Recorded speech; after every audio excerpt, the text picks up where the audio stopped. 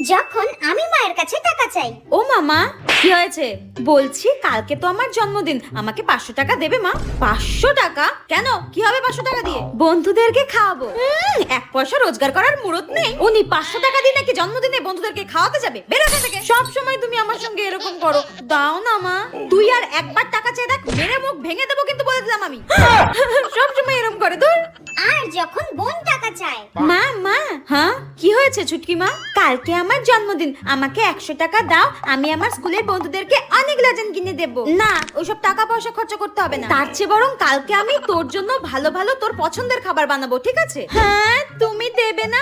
আমার সব বন্ধুরা জন্মদিনের দিন আমাদের সবাইকে লজেন দেয়, তুমি আমাকে দেবে না?